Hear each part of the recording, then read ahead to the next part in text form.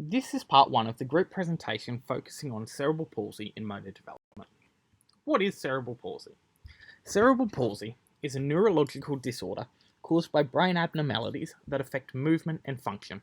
Simply defined, cerebral palsy is an illness where there's a lack of muscular control. This graphic shows what cerebral palsy affects. As you can see, 1 in 3 people are unable to walk, 1 in 4 unable to talk, 1 in 10 have a severe vision impairment, while a further 1 in 4 people have epilepsy. More common effects are 3 out of every 4 people experience pain as a result, and 1 out of every 2 people have an intellectual impairment as a result of the illness. Continuing on, there are several types of cerebral palsy, and they can be described and categorized by the way it affects someone's body and movements. Here I have 2 categories, physical and severity. Physical affects the outward appearance of someone and what they can physically do, while severity looks at the different types as it affects someone's brain.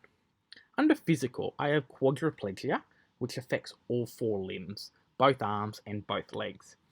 Diplegia, which only affects someone's legs, and hemiplegia, which affects one side of the body. So your left arm and left leg, or your right arm and right leg, but not a mixture of both sides. Under severity, there are 4 different types.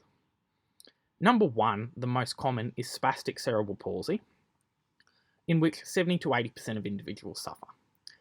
Secondly, there is dyskinetic, which 6% are affected, and ataxic cerebral palsy, which affects a further 6%. Mixed type cerebral palsy is a mixture of any 2 of those previous mentioned parts of the brain that are affected by cerebral palsy being affected at the same time. A very small number of people suffer from that.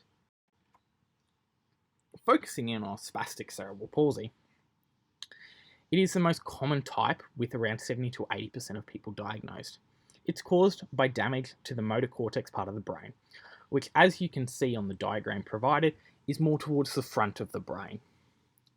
In spastic cerebral palsy, muscles appear to be stiff as the signals to those muscles are sent incorrectly through that damaged part of the brain. People may have difficulties doing everyday tasks such as walking, moving from one place to another, as well as controlling muscle groups that are needed to handle or catch objects and talk. Narrowing down even further is spasticity. Simply defined, spasticity is a condition where muscles are continually contracted. So that means they're tight.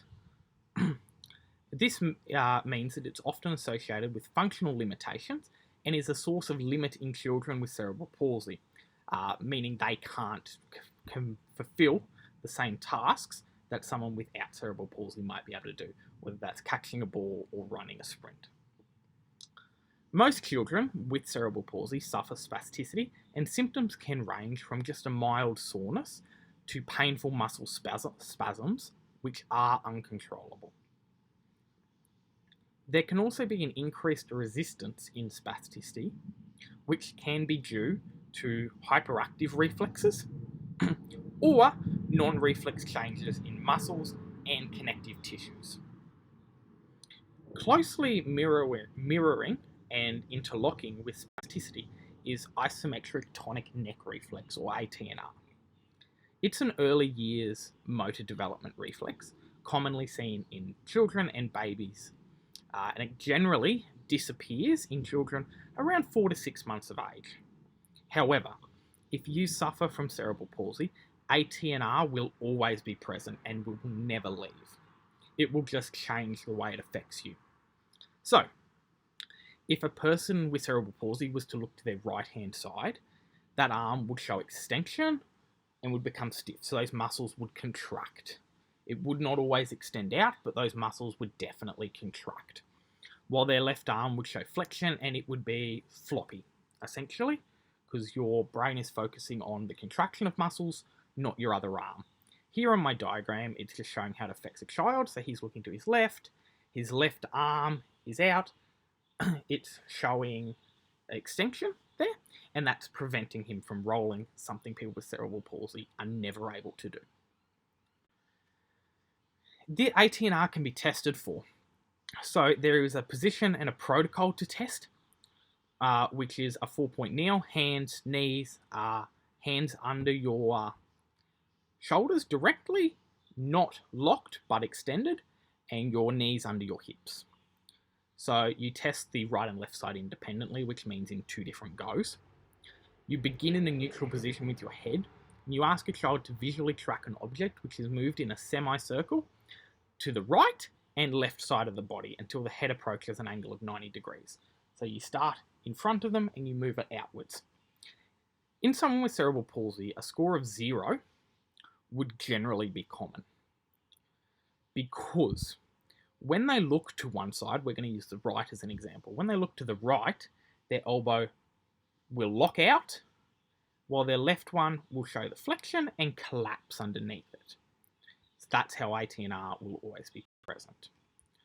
Putting spasticity into function, spasticity affects many parts of a person's movement abilities. In a physical education setting, this can be limiting to what a student is able to participate in. Some of the activities that could be affected, and we have to be mindful as future educators, include catching, throwing, quick movements like running, turns and direction changes in a lot of sports, running or walking uneven surfaces, holding bats, rackets or clubs, anything that will affect ATNR or spasticity, and using large or heavy objects, so shot puts or javelins.